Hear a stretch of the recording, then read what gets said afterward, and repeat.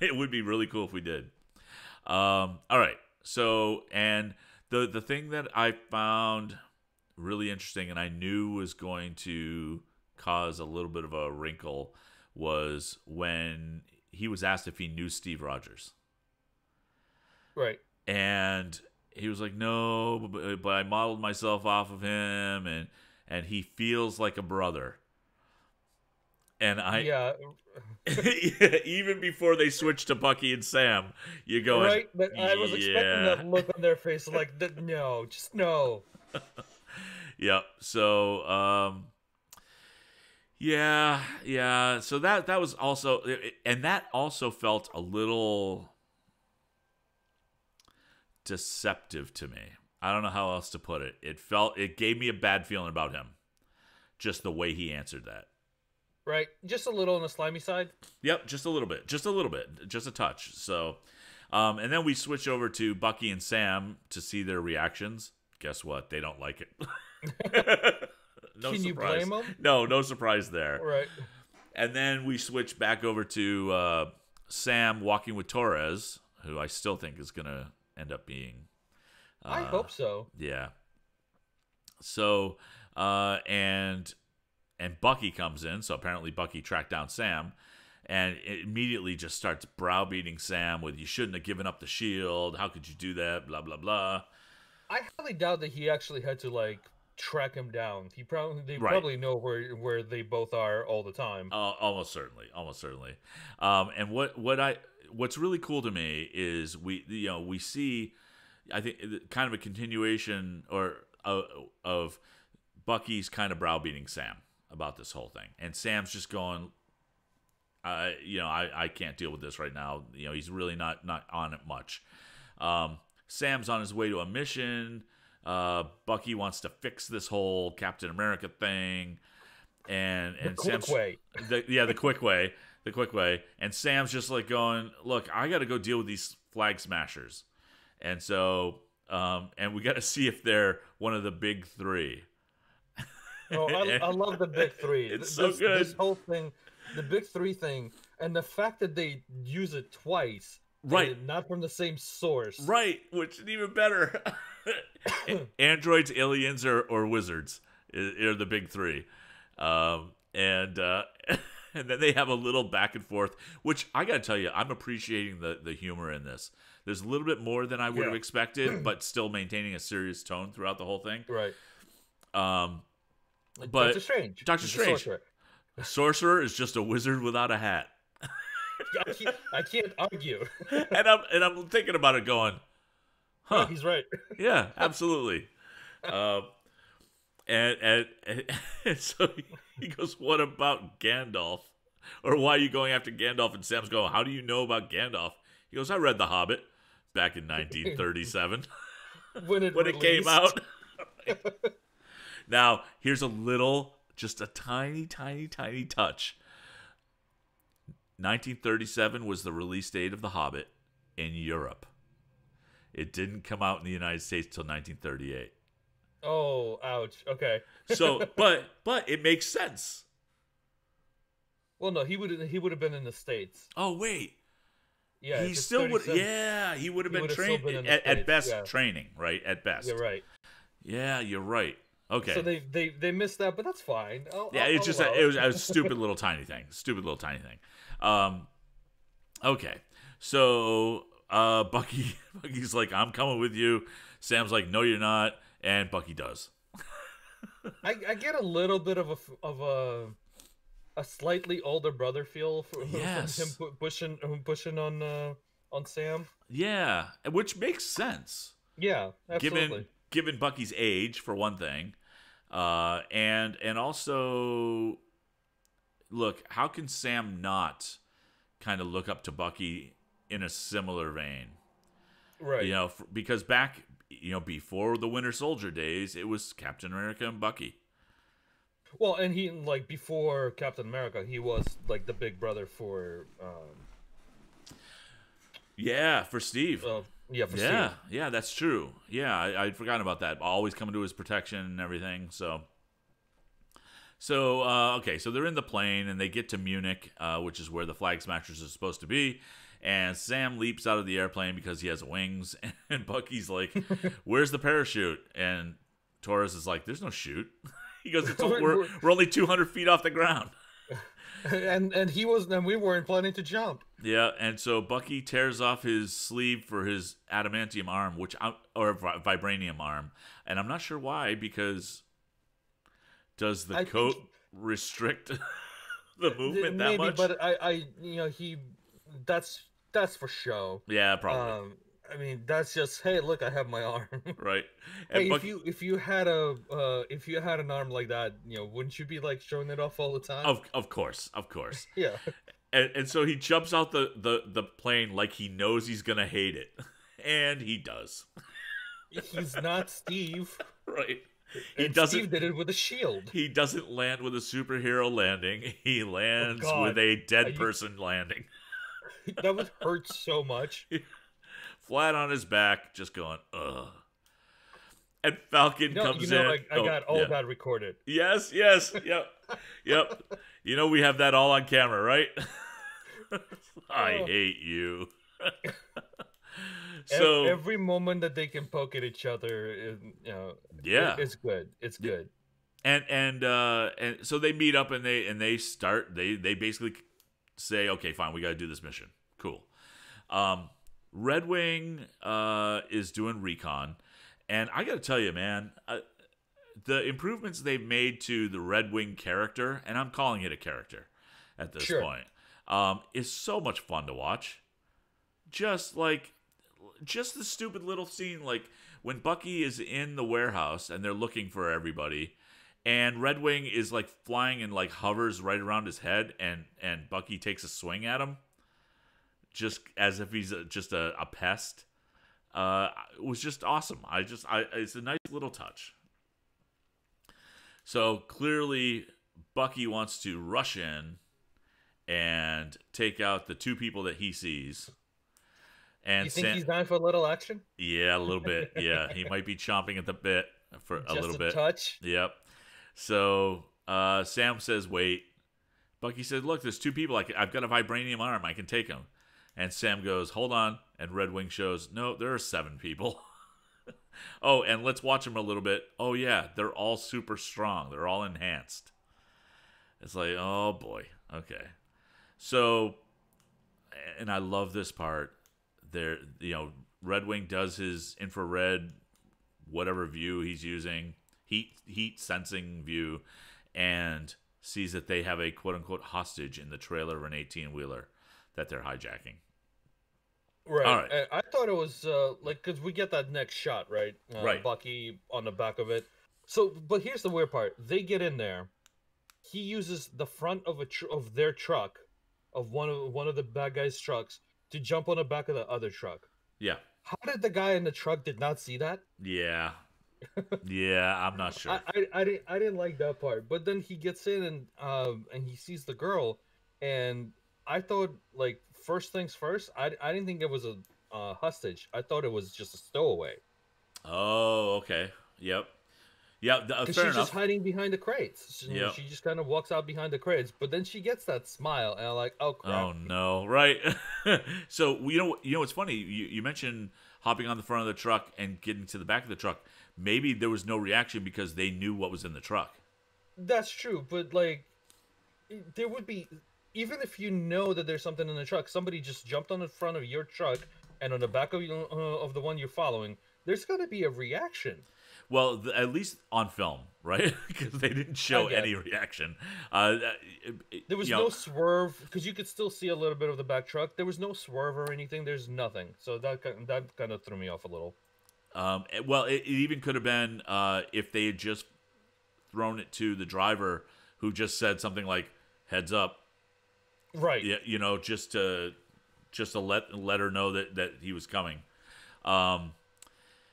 Yeah, so they get inside, and he's like, "Oh, there's this girl here that we need to rescue," and then she has a smile on her face, and you're going, "Oh no, this is not good."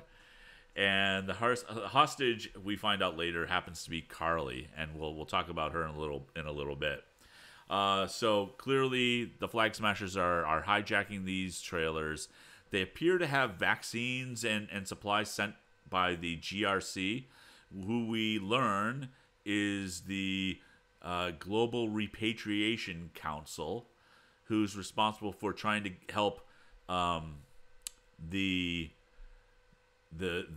people who come back from the blip kind of reintegrate into society. Right. So, but we also don't know if those are actually going to the proper locations and to proper people. And, exactly. yeah. Exactly. So,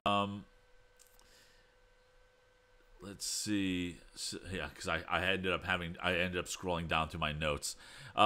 So they have those vaccines, and then all of a sudden a fight on the trucks, on top of the trucks, ensues, because that's what you do in a movie / action TV show.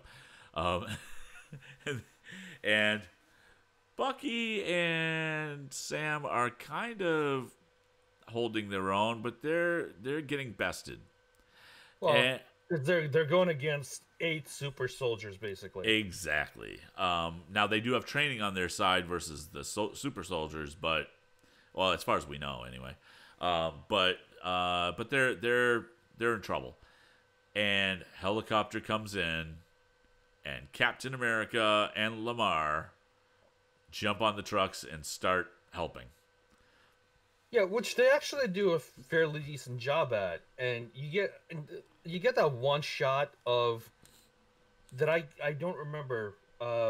Did the shield go past Bucky's face and he kind of just moved back to let it pass, or did he catch it and throw it back? He caught it. Okay. He caught it, and so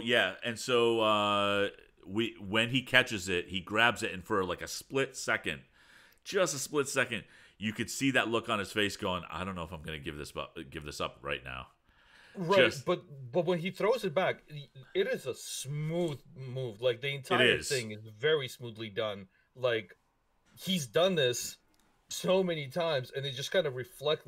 Like, the look on his face was, this is just a reflex, throwing it right back to Cap. Yes. And it's like, okay, this is they're building it up nicely. Yeah, they really are. So it was really well done. We find out Lamar is, when they finally do a little bit of introductions in the middle of this thing, and because I think it was Bucky that said, "Who are you?"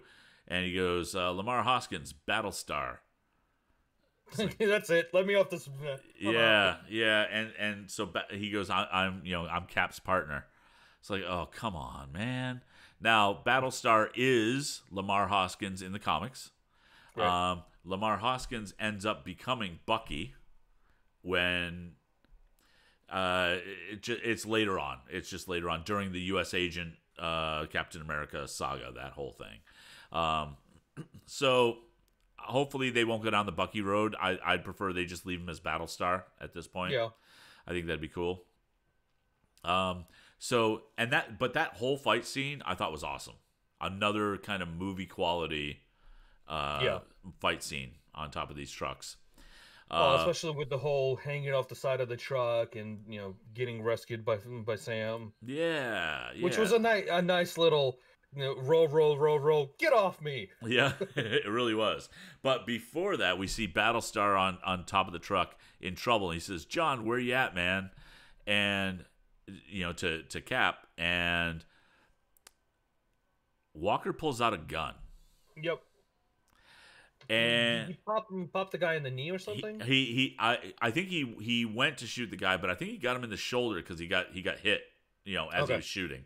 But that was one of the places in here that made me also think was a very short but deliberate differentiator. Because while Cap did use a gun in World War II, because they showed scenes of him doing that, once he was unfrozen and brought to the current world, he didn't. He would not use a gun.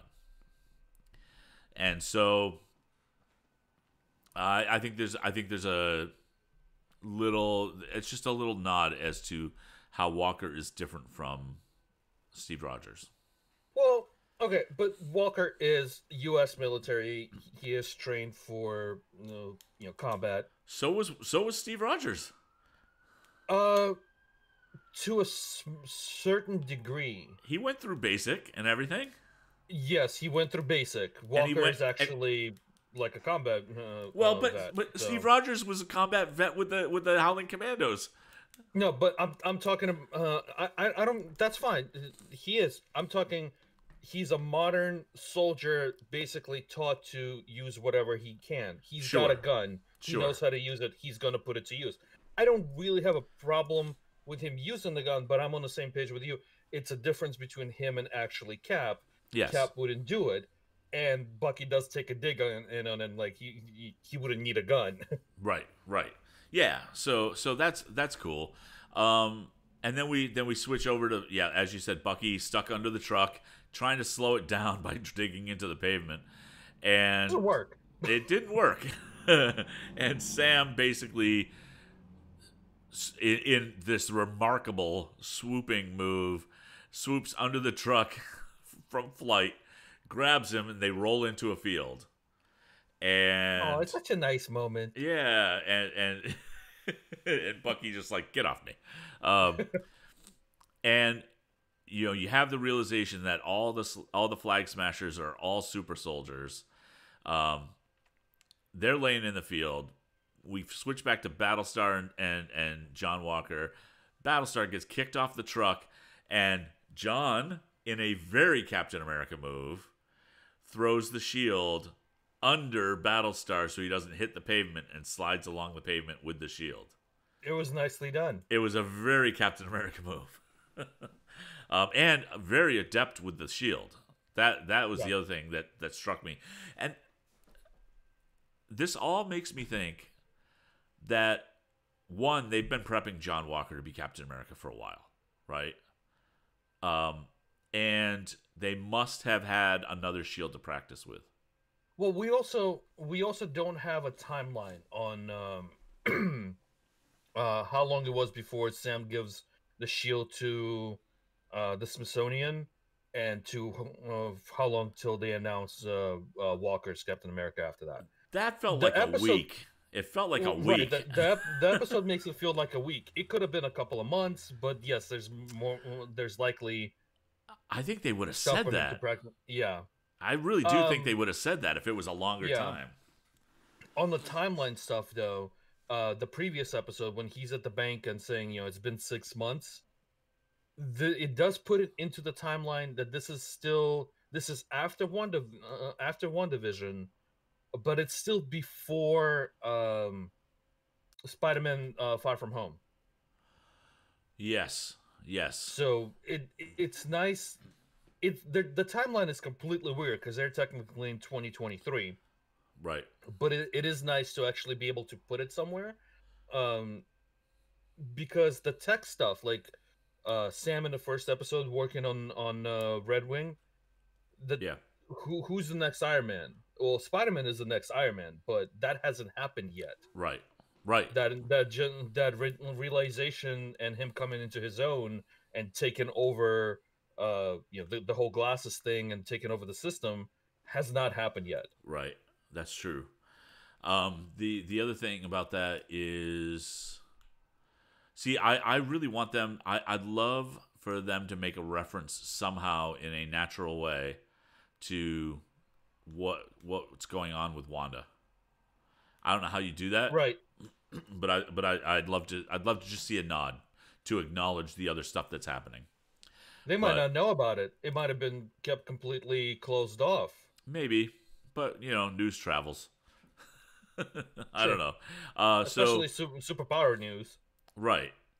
Do you think they have a newsletter? Yeah, yep. It's gonna. It's called This Week in Shield. Is their newsletter? A terrible name. Yep, it really It'll is. Never work. Nope. All right. So Battlestar gets kicked off the truck, saved by John from throwing the shield. John gets thrown off the truck. Flag Smashers get away. And this next scene I love so much. Sam and Bucky on the road, walking down, kind of arguing, and then John Walker and Battlestar drive up. Hey, get in the truck. Nope. And they just keep going. They would rather It's sit and 35 argue by miles. themselves. Yeah. It's 20 miles to the airport. Get in the truck. They finally do, and that's when John Walker gives his call back to the big three: aliens, androids, and Right. wizards. Well, It's but like, so one of them gets taken out and he replaces it with something else. no, he just swapped the he's oh no, so and so what happens is he says the big three. He changed the order of aliens and androids. Sam had said Okay. androids, aliens, and wizards. Walker says aliens, androids, and wizards. And then I think Sam says, but these guys are super soldiers. Right. Yeah. So while it's not a big three, it's pretty important. Yeah. So But this is also where we get like, who are you? I'm Battlestar, and Bucky's like, that's it. Let me let me off this truck. yeah, right. And then they find out. So you got called into this too, and it's like, no, we tracked you, or no, you were tracking the Flag Smashers too. They said no, we were actually tracking you because they tracked Red Wing. They hacked Red Wing because it's government tech. Right. So this is a nice one. A lot of times MCU Comics puts the military is just the bad guys. Right. And I think they're heading in that direction with the show here as well. Well, and they've always done that, right? Even in the movies. I mean, Thunderbolt Ross is not a good guy. Sure, but it wasn't like to a major degree. It was like, Oh, agreed. overall the military's fine. Here's like Ross is a bad guy, but we'll deal with him later. Right. But I think as an overall figure, they're kind of setting them up like, no, they're not really on your side. They took the shield away, gave it to some new guy. They're tracking they're tracking their movements, things like that. So I think it's a little more in the let's put them as one of the bad guys. Yeah. Agreed. So so they're talking back and forth, and we finally get to know what GRC stands for, which was the Global Repatriation Council. And Walker's like, look, he finally has a talk with Sam, and says, look, I'm not trying to replace Steve, but it'd be a lot easier having Cap's wingman on my side. And Sam's like going, until the last line, it's always the last line. It's always the last line. So because I think he kind of had him, like, right? Yes, he would help. Sam would totally help. Yeah, because look, I think Sam at the core just wants to make sure it's being held by the right guy. Right, but he's also military. Right, and he wants to trust this guy, but needs a reason to. Bucky is never going to trust him. Yeah. So that last line just kind of blew it up a little. Yeah, and it was too on the nose. It's like, oh, come on. So then we switch back to Carly and the Flag Smashers, going back to what I thought was the headquarters, but it's not. It's a safe house, basically. And that's when we get to know that there's a lot of public support for them, and it felt very Red State-ish to me. It very much a it doesn't matter what the mainstream is doing, we need to worry about us. Well, it's also kind of like that, but there's also, like, again, we don't know if those supplies are going to the people that actually need them, so they might be getting their public support, not public, but local support, because they're providing these supplies to people that need it, instead of where the council says that it goes. Exactly. So they get to the safe house, and they open a door. There's a room in there with a bunch of beds, which appears to please them quite a bit, and a computer. And there were post bills on the door that I had to look at. I freeze frame and saw there was one that was there that just was in German, said "Wir kaufen alte Autos," which just means we buy all cars. No. so it meant nothing. It's nice. We can sell cars. Yeah. And so there were a bunch of others I couldn't make out. But then Carly gets a text on her phone that just says, "You took what was mine. I'm going to find you and kill you." Right. And I'm, fairly certain that's gonna be Power Broker. Absolutely, Yeah. absolutely, because they make reference to Power Broker openly in this one. Right. So a little bit later, but they do. So so Flag Smasher computer dude gets on a computer and notices that folks are already looking for them, and he's wiping their aliases because if you freeze frame on the computer, while it doesn't show you the names, the alias names, it shows you all the ID numbers that they had, and they all said compromised next to them. Ah. So he's wiping it all out, and we see a close up of an Interpol notice, case ID 109.122, which I didn't look up because I didn't have time. But we see finally Carly Morgenthau's full name, which is Carly Morgenthau, wanted, armed, and dangerous, last sighted near Munich. Now, in the comics, Carly was Carl, and Flag Smasher was an individual. Okay. And that individual also has ties to the Power Broker, much like Carly here. People complain sometimes about the gender twist of different characters and whatnot. This character isn't established in the MCU. I don't care. Right. And frankly, the Flag Smashers as a group I think it's a better idea. Yeah. So that's cool. I'm writing down names as I hear them. So there's a guy named Lennox in their group. Again, more references to the GRC, caring more about the people that came back than the people that were left behind. We hear their slogan, "One World, One People," which is creepy when they say it. Definitely. Yeah. Especially when they start chanting it. Yes. Yeah. Well, what's funny is when they started chanting it, they did the call and response thing. I kept thinking football movies. Oh God. Let's go defense. Yeah. So we get back to Bucky and Sam in the air transport. Bucky says, "We got to take the shield," and Sam is like, "We can't. Remember the last time we stole it?" Which is a callback to Civil War. Like we were on the run for a couple of years, and they make reference to Sharon, because Sharon got in trouble for that as well. I was expecting to see her in this episode, but I guess she's coming in on the next one. Okay, yeah. So I haven't looked to see what's coming up next, but yeah, we know she's coming in. Yeah, we know that she's in the show. Yep. So they talk about getting beat up by super soldiers, and they end up with nothing. And then Bucky is like, "Yeah, you know what? There's someone you should meet." And we go to Baltimore, and it's like, I love this. This was so well done. It really was.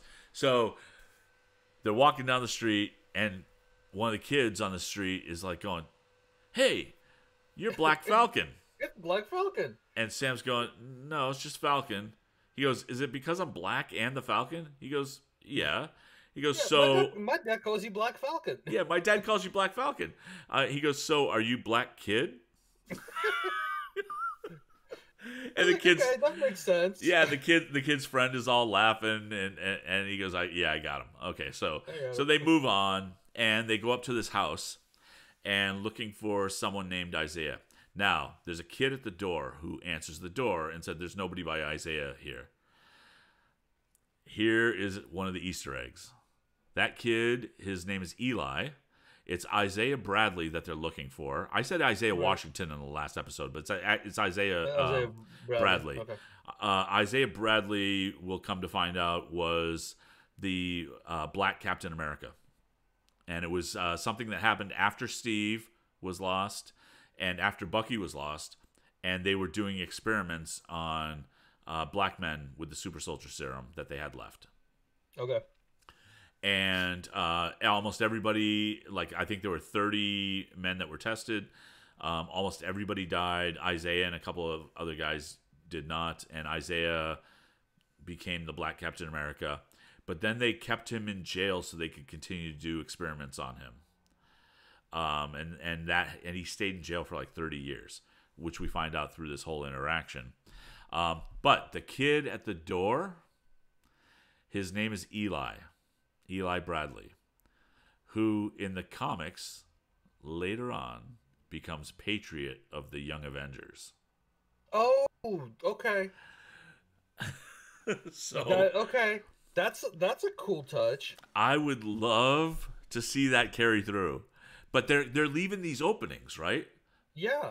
So we've seen Torres, who in the comics becomes the new Falcon, and through Power Broker, and and Patriot, who gets his way into the Young Avengers by convincing people that he got the super soldier serum in his bloodline through his grandfather, through being born and whatnot. And in the comics, does not have any super soldier serum. He just trains well enough to fool people. Right. But this also gives us Wiccan and Speed from the show, Yep. from a show. Yep. It gives us Patriot from a show. Yep. Miss Marvel is getting her own show. Right. So we're just missing that one, and that's another show. That's Hawkeye. Yes. So Yep. we have the entire Young Avengers available. And then Falcon if you want him. Yeah. Yeah. Yeah. It's well, and what's also interesting is we've also got this next generation of adults as well. With Right. Monica Rambeau. Frankly, I think Scarlet Witch is going to end up stepping up even more. That second generation Avengers, I think will step up, just like in the comics. Like there's always a new roster, right? So Yeah. I'm very excited for that. So Well, what was the line from Deadpool 2? I need a bunch of young folks that can carry this franchise for another 10 years. right. So they get in. Bucky basically says, "Tell him the guy from the bar in Goyang is here." And what was interesting was it didn't occur to me initially that they met, but Bucky was working for Hydra at that point. Yeah. And so they were enemies at that point. Yeah, I didn't think about that at first either. When he mentions the bar, I thought he just met him at the bar. Right. They were both serving and they met at the bar or something, or maybe Bucky wasn't serving, but yeah, they met. So so there, Isaiah's clearly pissed off, and basically Isaiah throws a box across the room, which lets you know, oh yeah, he's a super too. He's got power. Yeah, because it embeds in his wall. He spent 30 years in jail. They ran tests and took blood, studying him and everything. He got the raw end, like hardcore. Yeah, completely. And he's definitely mean, angry and bitter about it, which is absolutely understandable and completely expected. And right. Really, you gave us this, and this is what happens. And, right. Yeah. And so this is Carl Lumbly, who plays Isaiah, and I really want this not to be the only time we see him. I hope not, because I love that actor. He's so good. I would love to see him just in some final fight or something, just come out and clean somebody's clock and just, okay, he's done. Still got it. All right, so we go outside after the interaction. Sam is pissed off. He's like, why didn't Steve tell me about this? Why didn't anybody tell me about this? And Bucky's like, Steve didn't know. Because Steve was on ice. Nobody knew he didn't know at that point. And Sam is yelling at Bucky in the street, trying to get information, and up come the cops. Well, so we did get the part when they're talking to Isaiah. We did get a little bit of explanation, like how they actually met, because he didn't meet Bucky. Oh, Winter that's true. Soldier got sent to take him out. Yes, that's true. That's true. Because it was in he said in Korea. Korea in 51. 51. Yeah. 51. Yeah. So I'm like, that's a nice little touch. It just shows, Winter Soldier was active for a long, long time. Because when they mentioned him in the movie the first time, he's the boogeyman. Right. Yeah. So we kind of get of like, they're not friends. They met once because Bucky was sent to kill him. So this is not a friendly encounter. Right. That's true. So yeah, so after the interaction in the street, the cops pull up, and the cops pull up in the asking for ID from Sam. Is this man bothering you? Clearly a nod to things that have been happening around here recently, with how the cops treat black people. My first thought as soon as I saw it, I was like, "Oh, you should know better." Like this is Yeah, not this is not yeah. yeah. Well, so what's funny is one of the criticisms I heard from one of our friends online was that he thought the cops weren't portrayed the correct way because they're much worse than that. Oh yeah, yeah. they That they I can they believe. they would have grabbed Sam up, put him in cuffs before he had a chance to know, before they had a chance to know who he was. So, Right. so But it's we Disney. yeah, it's Disney. So they go through that clearly, uh, and one of the cops is like, oh, these guys are Avengers. Oh, sorry, didn't recognize you without the goggles. Okay, yeah, whatever. But in a twist, Bucky gets arrested Yeah. because he missed his court mandated therapy. Oh, And it's so even good, right? It's yeah, like even though let's he's arrest that guy. pardoned, but I guess a condition of his pardon was that he had to go to therapy. So okay, cool. And we go back to jail. The therapist is there, and Amy Aquino is her name. She plays Dr. Raynor, and she's awesome. I love her attitude. She's just like a no shit therapist, and she gets there, and Cap gets Bucky released, and basically says, "Yeah, you don't have to do this anymore. I've straightened it all out. You're good. We don't have to. You're not going to get caught up in this anymore." Yeah, the reason I like her because the no shit taking because she's been through it. She's not just Right, some shrink that they pulled in to work with soldiers. She's an ex-soldier. She went through all this shit. She's seen it, so right. she knows what's going on. But this whole scene of them having a quick session Yeah, uh yeah. So just that was kind of awesome. shows how screwed up they both are. Well, what was funny is like Dr. Raynor says, "All right, look, release session now. You too, Sam." And Sam's like going, "No, I'm good." And she's going, Okay. "That wasn't a request." So they get there, and they enter couples therapy. Is really what it Yeah, was. I mean, yeah, that's it's all it a hundred was. percent couples therapy. And uh, she asked them a question, the miracle question. It doesn't work. Nobody, they're not having it. They basically, my miracle is if for the other person to shut up. Okay, so stop. Okay, fine. We're gonna go to soul Soul gazing. gazing. Oh god, Yeah, these two are children. Yep, These, Bucky is 106 years old. He's a big kid yep, yep. And with a what's metal arm. they argue about where their knees go, and then Sam locks them in, knees intertwined, and she goes, "Okay, look your partner in the face or in the eyes," and then they have a staring contest to see who Because blinks they're first. children. Right? And she's like, "Are you having a staring contest?" And she snaps and says, "Stop it, blink." Because she's the mom in this situation.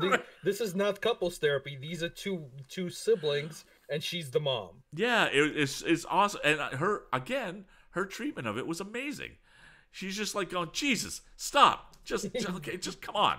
All right, so, but I will say, I love this scene, and it wasn't because of the comedy, because that was funny too, but we finally get to it because they've been dancing around it, which is Bucky saying, "Why'd you give up the shield?" And Sam's like, "Why do you care?" And the whole thing is Steve believed in you. You threw it away like it was nothing. And if he was wrong about you, then maybe he was wrong about me. Mm-hmm. And that choked me up when he said that. And Sam's just like going, "Look, you guys need to understand I did what I thought was right."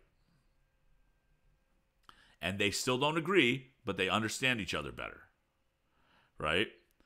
And so then they basically say, okay, fine, let's do this job and then go our separate ways, which is Marvel speak for they're going to be tied together for life. Yeah. Because by the end of this, they have to be together. Is the way I view that. But do we know how many episodes the show is getting altogether? I'll have to check. I thought it was 9. Okay. But IMDb has only 6 listed so far. Oh, maybe it's only 6 then. I hope it's more. But they are also supposed to be season series, not a single season, Right. but multiples. Right. So they might just do here's a 6 episode arc, and then come back next year and do another 6. But so, if they're only 6, we're getting Loki really soon. Well, we're getting What The between this is and What Loki. The supposed to be before? Okay. I think so. So anyhow, because we're finally getting towards the end. Basically, they say let's do this. We'll just do the job, go our separate ways. Sam walks out. Bucky walks out a little bit later, and they leave. And Cap and Battlestar are sitting there waiting. And Cap says, "Hey, we need to work together." And Sam and Bucky are like, so he gets his attention like the douche that he is by with the siren, by blaring the siren for a second to get him to look over instead of like, "Hey, over here," instead of just calling for them. Right. He has to be the dude bro that hits the siren button. Yeah, exactly. But yeah, he says, "Hey, look, it's better if we work together than separate." And Sam and Bucky are like, "No." Sam says, "We're free agents. It wouldn't make sense." Which actually makes perfect sense, right? Oh, because the other two are straight up military. They have to be, by the book and everything. Right. These guys can kind of just, kind of do their own thing to a certain degree. Right. And in another move for foreshadowing, Cap says, "Fine, stay out of my way." And the look on his face, and you're just like, "Can I punch him now? I just want to punch him in the nose." Right. So into the weak chin. Yeah. It's so we go back. So now the scene changes again to Bratislava, Slovakia, and the Flag Smashers are moving boxes into a plane, and they're clearly running from somebody. And one of them says, "They found us. It's the Power Broker's men," and they finally mention the Power Broker by name, so we get acknowledgement. And then one of them says, "You guys go. I'll hold them off," and definitely sacrifices himself so that the Flag Smashers can get away. I love this because it's not just good guys, bad guys. It's kind of like the in between. Kind of. It's a kind of a gray area. We Nico is mentioned by name. Lennox are mentioned by name. I don't know who they are yet. And we see the dude fall, and the Power Brokers dude go, "Yeah, they got away." Sam and Bucky. We switch back to Sam and Bucky, and they're talking, and Bucky's going, "Yeah, I know who we got to see." And Sam tries to talk him out of it, and then acquiesces. He goes, "Yeah, we're going to go see Zemo." And we close in on Zemo in a cell. Roll credits. Yeah. We knew Zemo was coming. So I guess we can get to speculation, right? Because there was nothing new in the credits from an Easter egg standpoint. It was all the same stuff. The thing I wonder is going to prison to talk to Zemo is one thing. We've seen Zemo in the wild with the hood. Right. So we know he gets out somehow. Right. The shot that they do of Zemo is you got the chessboard there, so he's definitely interacting with somebody, and they're playing Mozart's Requiem. And not only are they playing Mozart's Requiem, they playing Rex's. So they playing the King section. Yep. Which is like the biggest section of the entire Requiem. Right. Probably the most well known. And I don't remember the title. It's Rex something. So it's King something. So they're putting him as the king here, Yep. and you get the shot of the board, and I think you get a shot of the king on the board, not just anything. Right. Yeah, it's they're certainly setting him up. So the question is, I'm of two minds about this. Does Zemo get out because Sam and Bucky break him out, or does Zemo get out because Sam and Bucky go to Cap, and Cap pulls strings and gets him out? Oh, or maybe he has the tie-ins with the power broker to get him out. That's true. I mean, it could be something. Zemo finally says something to the effect of, "Okay, well now I have a reason to leave," and just leaves.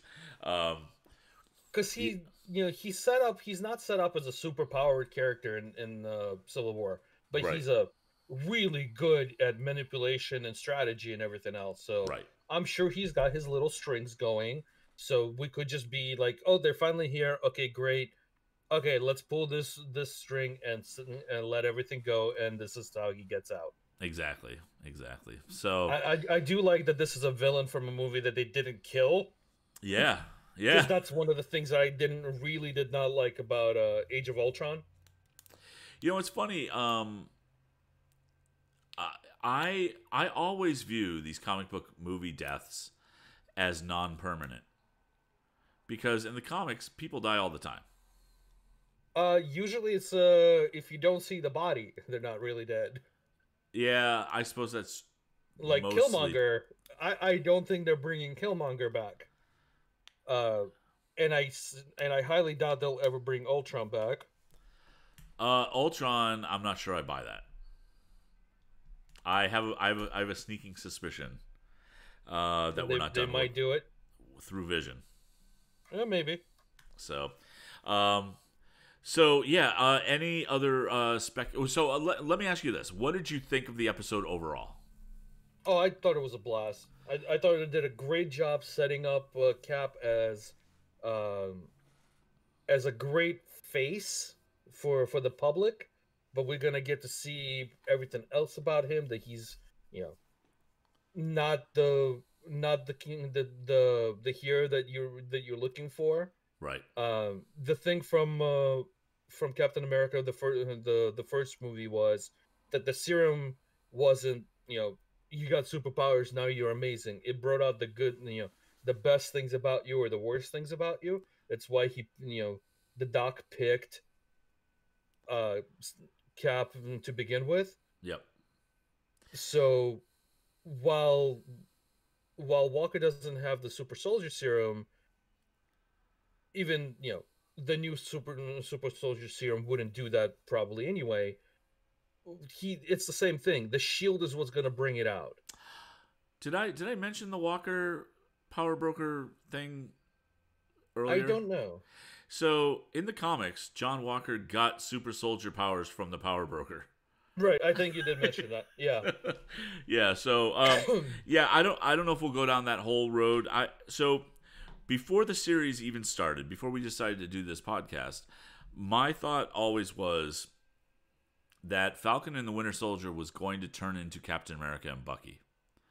I think and it could be season 2, but I hope not. I mean, the previews for this one, and the previous could be completely hoax. Right. But like we had shots in the previews of Sam practicing with a shield, trying to figure out how to throw it, stuff like that. So I'm hoping that's coming. Yeah. So I mean, what I meant by that was I meant Falcon being Captain America, Winter Soldier being Bucky. Oh, like full on, roles. Yeah, okay. Yeah. That could be season 2. My initial thought was that this was going to be an evolution into those roles. Yeah, that'd be pretty cool. Because in the comics, Falcon did become Captain America. Yeah, in the comics, Bucky did return to Bucky, and was at one point. And then the question is, do we see Walker evolve into Nomad? Be interesting. or not Nomad, U.S. agent, U.S. agent. Yeah, sorry. Because his outfit, I meant what you know. yeah. His costume is very U.S. agent. I mean, Right. it's got the A with the star in the corner, and then the stripes, which is just like the black and red and white uniform that U.S. agent wears. So, yeah, we'll see what happens. Oh, I really like how they're setting everything up. I did like the little bit when they were walking after the fight, and we got the little bit of them talking about Wakanda, and Sam makes a joke about like, oh, you go to Wakanda and suddenly you're the white tiger. He's like, no, it's actually the white wolf. The white wolf, right? What? And he's just like, wait, what? Yep. Very very nice touches. Okay. Anything else there, Sen? No, I think that covers the entire show. Yeah, it really does. And we are going scene by scene and breaking things down quite a bit. And if you out there listening do not like that, please shoot me an email at Kurt@VObyKurt, and I'd be happy to listen to it, and probably won't change anything, but I'd love to hear your comments. Right.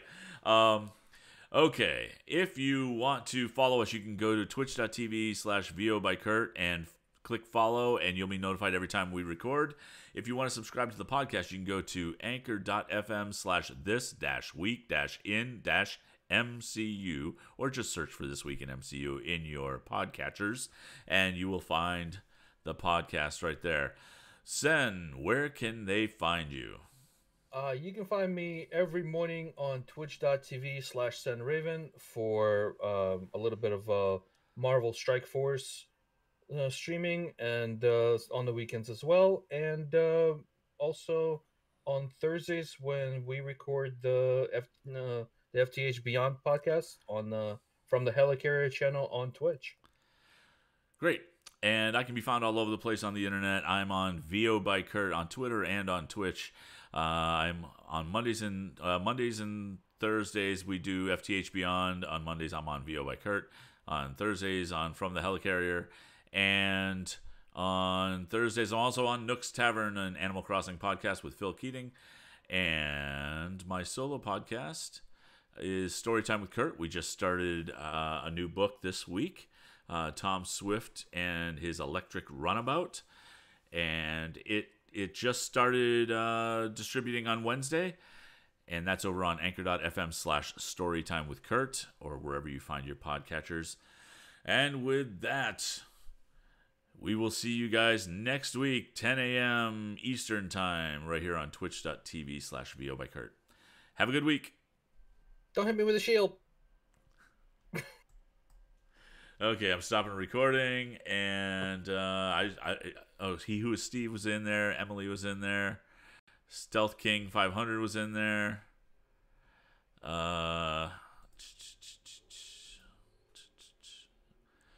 Silly Gnome 225. Welcome, folks. I think we are also going to. I think I'm gonna throw this over to Emily because I think her show has started. So let me double check here.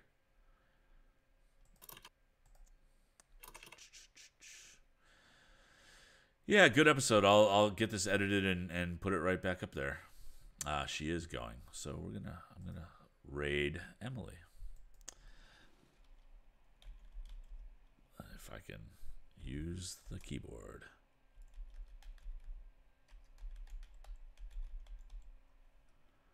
I hope I spelled that right. There we go.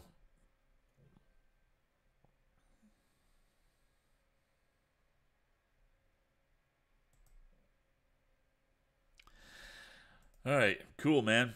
Yeah, I thought that went well. So we'll see you next week, I suppose. Actually, I'll see you before then. Yep. Yeah. All right, have a good one. Have a good show this morning. All right, take it see easy. ya.